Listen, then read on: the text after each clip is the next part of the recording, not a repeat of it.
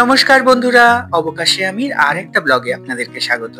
এখন ঘড়িতে বাজে সন্ধে 7:15 আর আমি আছি মেদিনীপুর রেল স্টেশনে। গন্তব্যস্থল খড়গপুর রেল স্টেশন, সেখান থেকে শিয়ালদা পুরী দুরন্ত এক্সপ্রেস ধরে যাব পুরীতে। দুজন বন্ধুর সঙ্গে কথাবার্তা বলতে বলতেই হঠাৎ করে প্ল্যান তৈরি হয়ে গেল। সেই অনুযায়ী তৎকাল টিকিটও কেটে নিলাম।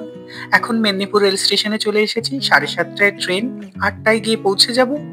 সেই মতো বন্ধুরাও এসে গেছে, তারা ট্রেনে উঠে পড়েছে। আমিও সেই কম্পার্টমেন্ট খুঁজে উঠে পড়লাম। উঠে এদের সঙ্গে দেখা হয়ে গেল। 8টার মধ্যে পৌঁছে যাব খড়গপুর। এরকম শেষে কোনের দিকে এটা তো বয়স্কদের সিট, এখানে কেন বসলি? ট্রেনে ওঠার সাথে সাথেই ট্রেন আমাদের ছেড়ে দিল।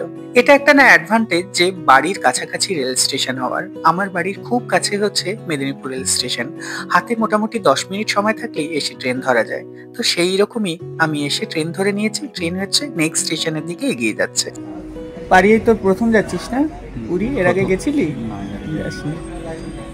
গ্র্যানি নিয়ে কতবার হলো গ্র্যানি? বলতে পারছি না, বেশ কয়েকবার গেছি। আমি লাস্ট মনে হয় 2 বছর পরে যাচ্ছি। দুটো পরপর বছর পুরী। আমি তো রথে যেতাম, সে যাওয়া হয়নি। পরপর পরে যাচ্ছি। 2 বছর পরে হচ্ছে। গেছিস তুই 2বার না একবারই? একবার গেছিস আর এই নিয়ে সেকেন্ড বার হবে।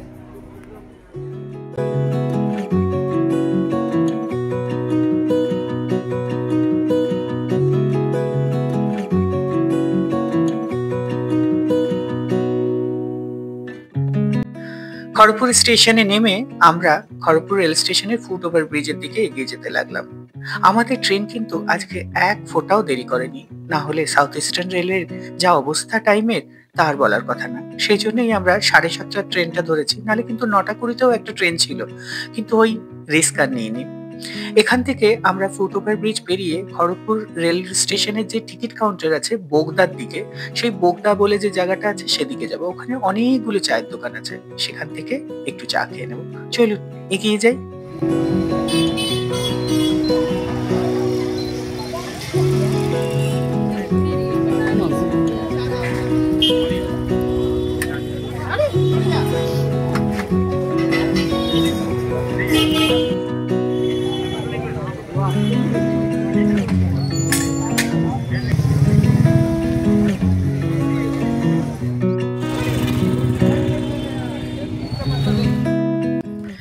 বাড়ি থেকে যেহেতু সন্ধ্যে 7টা নাগাদ বেরিয়েছি, তাই জন্য রাতের খাবারটা খাওয়া হয়নি। আমরা সবাই খাবার নিয়ে নিয়েছি, ট্রেনেই খাবো। রাত্রি 10টায় যেহেতু দুরন্ত, ফলে ট্রেনেই খাবারটা খেয়ে নেওয়া যাবে। আর এখানে বেশ ভালোই ঠান্ডা পড়েছে কলকাতার তুলনায়, তাই জন্য চাটা খেয়ে বেশ একটু ভালোই লাগছে। এরপরে আমরা প্ল্যাটফর্মে চলে যাব, সেখানেই অপেক্ষা করব ট্রেন আসার। চলুন প্ল্যাটফর্মেই যাই।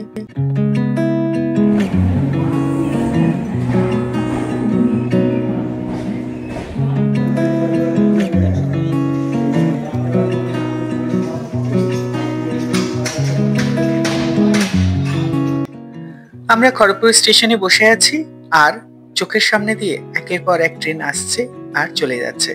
আর আমরা তীর্থের কাকের মতো বসে আছি কখন আমাদের দুরন্ত এক্সপ্রেস আসবে।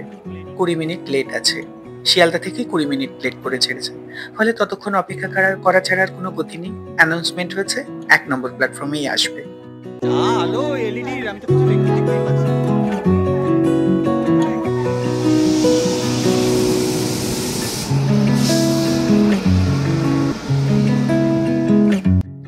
আমাদের কোচ নাম্বার হলো S2, একদম ট্রেনের লেজের দিকে। কিন্তু যেহেতু আগে থেকে নোটিফিকেশন বোর্ড দেখে আমরা দাঁড়িয়েছিলাম, তাই জন্য আমাদের কোচ পেতে খুব একটা সমস্যা হয়নি। আর কোচে উঠেই যেহেতু সিট নাম্বার একদমই গেটের পাশে, তাই জন্য সেটিও খুঁজে পেতে খুব একটা সমস্যা হলো না। শিয়ালদা থেকে ট্রেন যেহেতু এসছে, ফলে সবাই খেয়ে দিয়ে প্রায় ঘুমিয়েই পড়েছে। আমরা উঠে পড়লাম নিজেদের সিট পেয়ে। এবার খাওয়া দাওয়া সেরে নেব, খাওয়া দাওয়া সেরে ঘুমিয়ে পড়বো। কারণ কালকে ভোর 4টের সময় পুরীতে এই ট্রেন পৌঁছে দেবে, এবং আমরা শুনেছি যে এই ট্রেন কিন্তু একদম ভোর 4টেতেই পৌঁছায়। সো আমরা এখন ঘুমিয়ে পড়লাম। Good night. আবার দেখা হচ্ছে সকালবেলা একেবারে পুরীতে গিয়ে।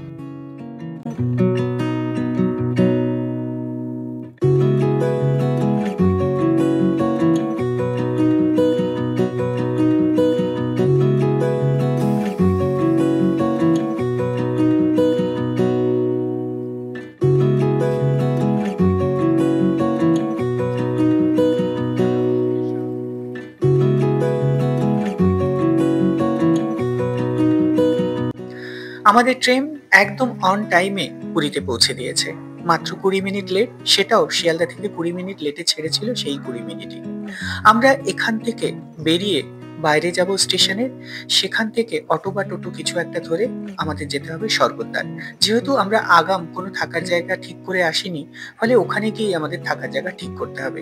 কিন্তু বাইরেটা এখনো বেশ নিশুতি অন্ধকার, ফলে এই অন্ধকারে গিয়ে কোথাও কিছু খুঁজে পাওয়া মুশকিল। তাই ভাবছি বাইরে বেরিয়ে একটু চা টা খেয়ে নিই, সময় কাটিয়ে তারপরে এখান থেকে অটো টোটো ধরে আমরা চলে যাব স্বর্গদ্বার। সেখানে সমুদ্রের পাড়ে খানিকক্ষণ কাটাবো, তারপরে সেখানে সময় কাটিয়ে একটু সকাল হলে তারপরে আমরা থাকার জায়গা খুঁজতে বেরোবো। তাহলে চলুন একটু চা খেতে চলে যাই।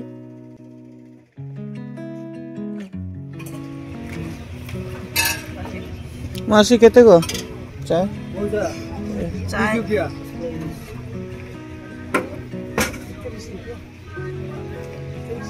বেশি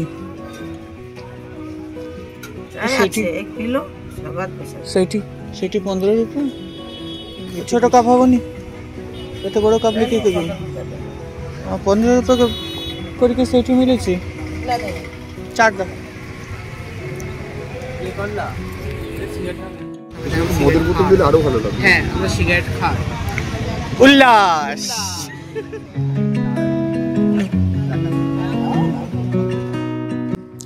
চা খেয়ে দরদাম করে একটি টোটো ধরে স্বর্গদ্বারের দিকে এগিয়ে চললাম। এখনো কিন্তু বেশ অন্ধকার, পুরী শহর প্রায় ঘুমন্ত।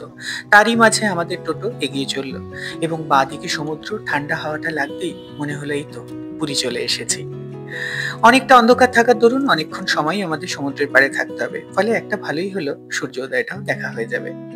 লাও 150 बोला था ये। কেটে বলো। হ্যাঁ 100 টাকা বলো না, 20 রুপি না, 100 বলেছো। কেমটি হবো? 17 টাকা বলেছো। পুরী শহর এখনো ঘুমন্ত থাকলেও কিন্তু স্বর্গদ্বার খোলা, যেটা জীবনের চরম সত্য। আমরা চলে এসেছি সমুদ্রের পাড়ে, একদম সমুদ্রের তটে। আর এই বড় বড় ঢেউ দেখে কি যে আনন্দ হচ্ছে। প্রায় 2 বছর পরে এলাম। পূব আকাশ আস্তে আস্তে গোলাপি হতে শুরু করেছে। জানি না সূর্য উদয় আমাদের ভাগ্যে আছে কিনা, দেখা যাক দেখতে পাই কিনা।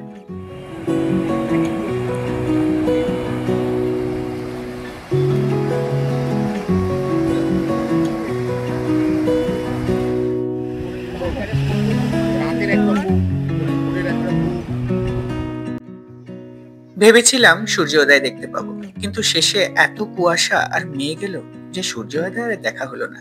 তাই গুটি গুটি পায়ে এগিয়ে যাচ্ছি জীবনের চরম সত্য সেই জায়গাটাতে, সেটা হচ্ছে স্বর্গদ্বার।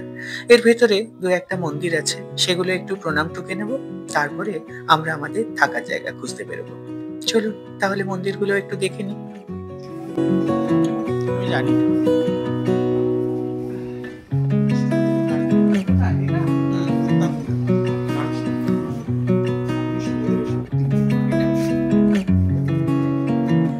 এদিকে মন্দিরটাও ছিল নিচে, এই যে ক্রিমেশন যায় এটা।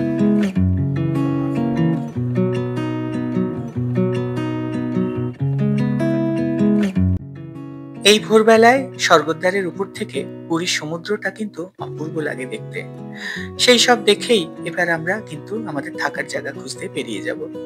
সবার প্রথমেই আমরা চলে যাব মহাপ্রভুর কাছে। মহাপ্রভুর দর্শন না করে তো আর পুরী ঘোরা যায় না। তাই এই মহাপ্রভুর দর্শন করে আমরা এবার এগিয়ে যাব সবার প্রথমে ভারত সেবাশ্রম সঙ্গে। আমি যেহেতু ভারত সেবাশ্রম সঙ্গে দীক্ষিত, তাই জন্য কোথাও গেলে সবার আগে কিন্তু আমি আশ্রমে থাকারই চেষ্টা করি। সেই কারণে এগিয়ে যাই। যদি সেখানে থাকার জায়গা পেয়ে যাই তাহলে সেখানেই থাকবো, নগদ তাই। যদি না পাই তখন অন্য কোথাও খুঁজতে হবে।